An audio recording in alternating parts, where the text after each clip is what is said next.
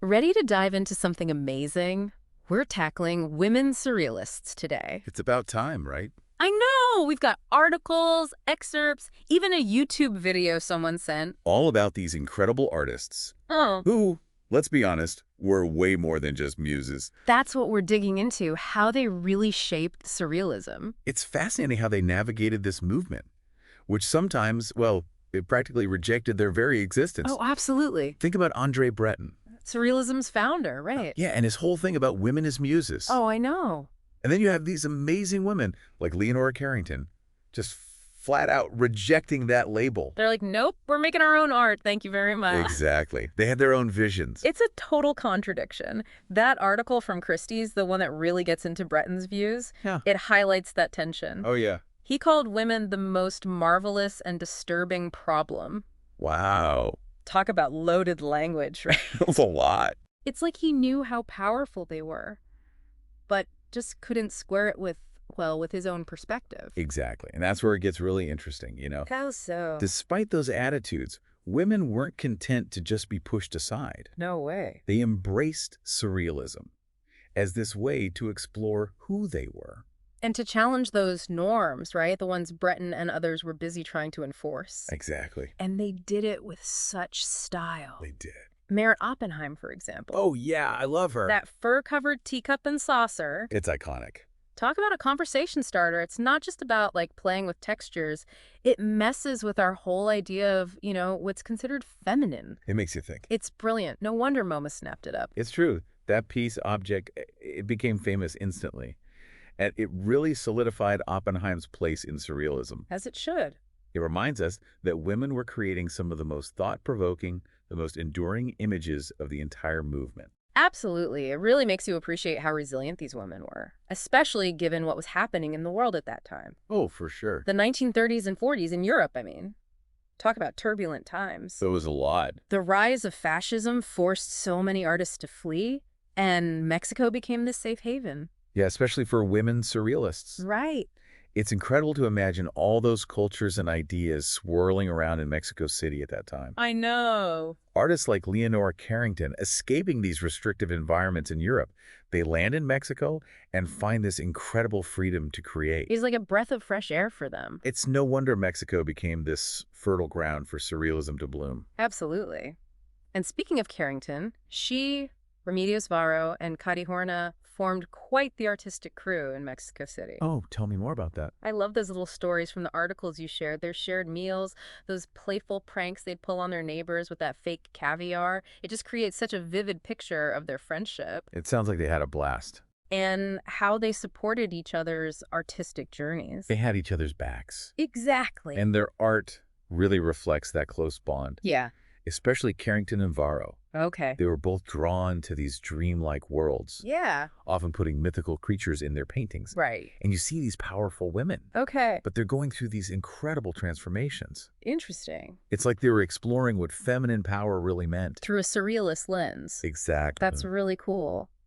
And it's striking how many women surrealists used their art to dive into these personal stories. Right.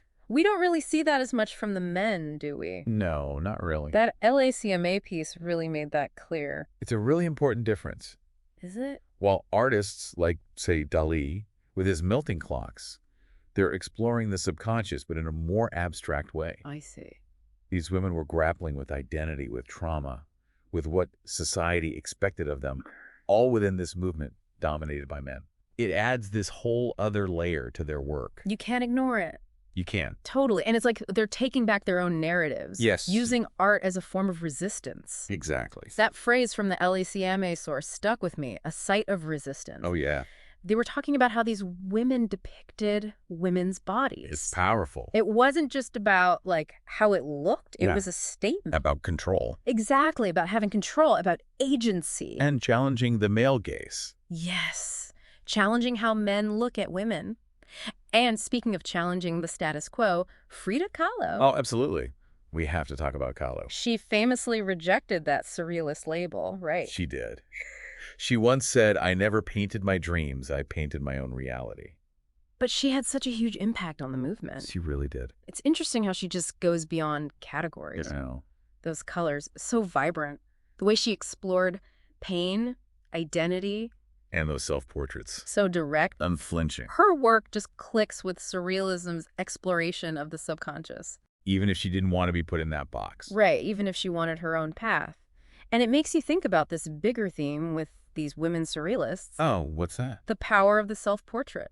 Interesting. You see it with Kahlo, Carrington, Yeah. even Helen Lundeberg. With double portrait of the artist in time. Exactly. It's like they're looking right at you. Demanding to be seen. On their own terms, not through some, like, male interpretation. It's their perspective. I love that. It's like they're all saying, together, we are here, we are artists, and what we have to say matters. Powerful. And it wasn't just painting either. The Wow. LACMA piece talked about how women used photography, photo montage, To explore these same themes. yeah, and to push the boundaries of the movement even further. I love that. Like Lola Alvarez Bravo. Oh, tell me about her work. She did this amazing photo montage. Okay. It's called Sirena Stellaire, Mermaids of the Air.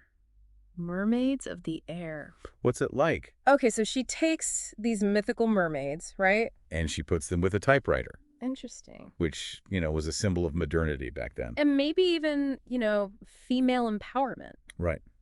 It makes you think about women's roles. As the world was changing around them, It makes you think. it really does. It makes you wonder, are those mermaids writing their own stories on that typewriter? I like that. Are they, like, taking back their stories from those traditional narratives, the ones that men usually control? That's such a powerful image. It really is, and it shows how these women, surrealists, they were right there as all these big changes were happening in society. They were leading the way. They weren't just reflecting their times, they were shaping them. Through their art.